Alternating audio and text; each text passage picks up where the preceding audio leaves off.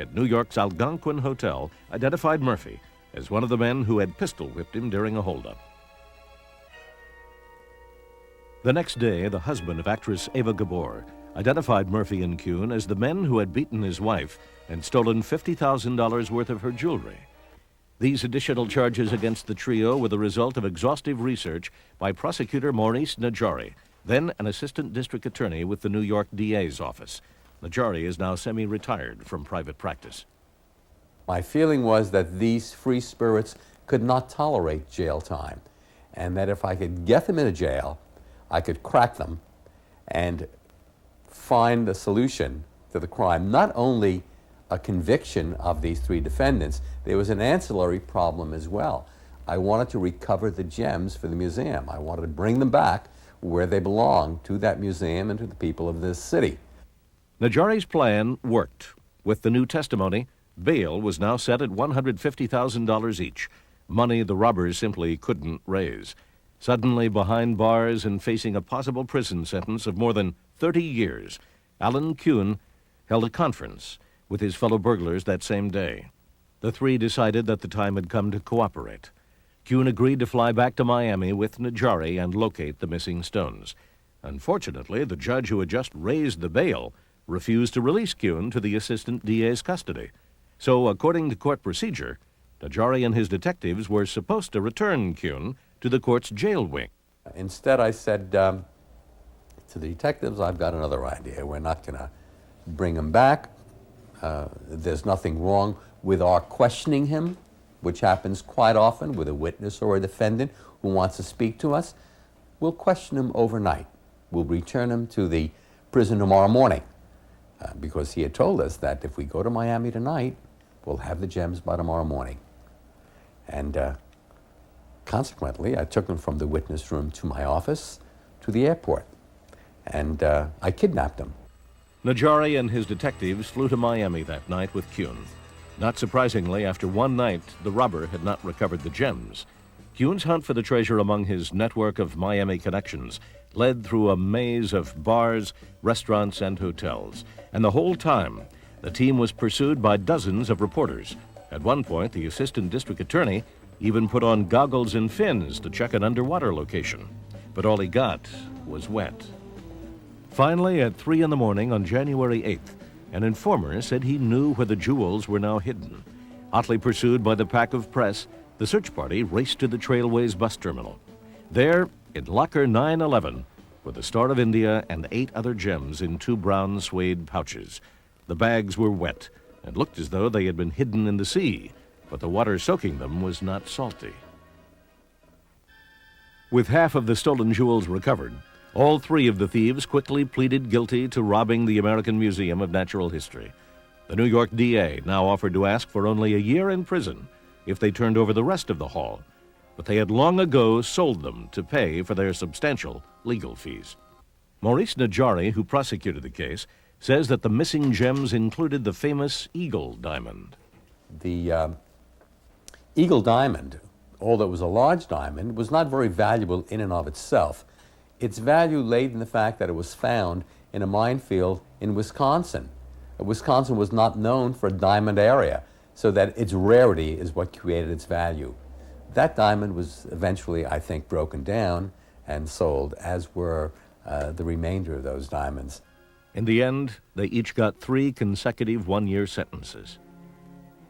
By the time they were sentenced, the DeLong ruby had been acquired by a Miami gangster who offered it to millionaire John D. MacArthur for a $25,000 ransom. Nominated as go-between was the writer Francis Amstel. He collected the money and left it, as instructed, in a local phone booth where the phone was ringing. When he answered, he was told that the jewel had been hidden in another booth above the door. He found it there and passed it over to a jeweler who was standing by to identify it as the genuine article.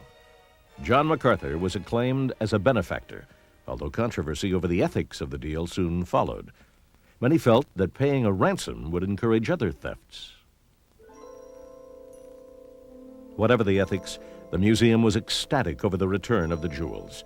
Officials accepted that they'd never get the smaller stones back, but there was palpable relief that the Star of India, the DeLong Star Ruby, and other recovered stones could now go back on display. As for the Hall of Gems, new precautions would now be taken. Well, this is a specially designed case that is actually a safe. It was built originally for the Hope Diamond when we had it here a number of years ago. And it's a very secure, sturdy, regular safe with a steel door that comes down over the glass top to lock it up at nighttime.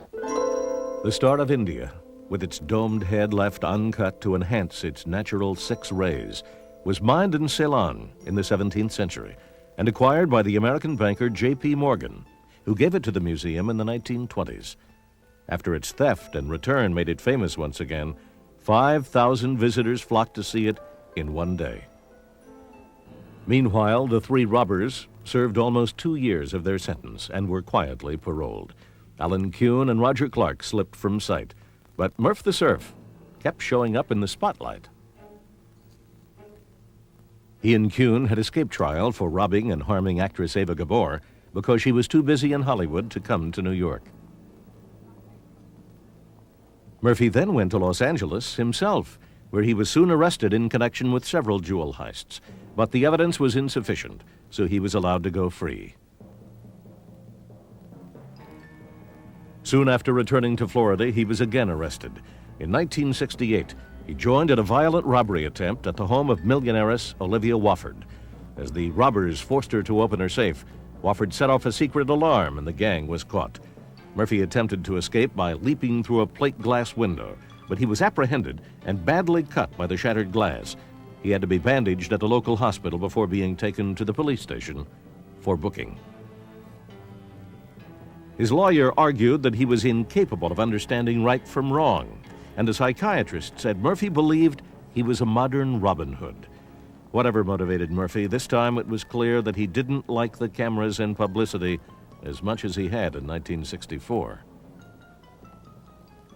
The bloody climax to Jack Murphy's criminal career came in 1969, when he was arrested for murder in the parking lot of Valenti's restaurant in Miami. At the time of his arrest, he was out on bail awaiting trial for the Wofford burglary. Whether a guy is violent or not is not the criteria as to whether you set bail on him. The criteria is, will he return to court again? And Murphy was smart enough to know that each time he was required in court, he returned. So he was a good bail risk. The mere fact that you would recite to a court that he was violent, you wanted additional bail on him, that wasn't adequate. You had to prove to the court that he was unlikely to return to the jurisdiction.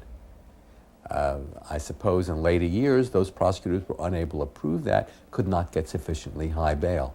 Murphy and a partner, Jack Griffith, were accused of persuading 2 secretaries at a Los Angeles bank to walk off with $500,000 in securities. Soon afterwards, the bodies of the 2 girls were found weighed down with concrete blocks and dumped in a drainage canal called Whiskey Creek near Fort Lauderdale. Found guilty of murder, Murphy and Griffith were sentenced to life imprisonment. But Murphy appealed on grounds of insanity and was committed to a maximum security mental hospital. 16 years later, in 1985, Murphy had a new but acceptable obsession. He believed he was put on the earth to preach God's word. Apparently cured, Jack Murphy left the hospital for a rehabilitation center. Fellow prisoners sang hymns to bid him Godspeed, and the former playboy and jewel thief showed that he still knew how to handle media attention, as he claimed to be totally reformed. God has used this system and this experience to help me get my priorities and my life straightened out.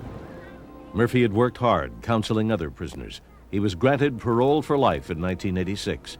The officer who arrested him was not convinced that Murphy had been thoroughly reformed. Knowing what I know of him, I just can't bring myself to believe all these things he's saying now.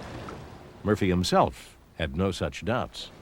There was many times I didn't believe that I would ever walk out of prison again. But God has a sense of humor and a timing and a style of his own, and apparently he has something for me to do.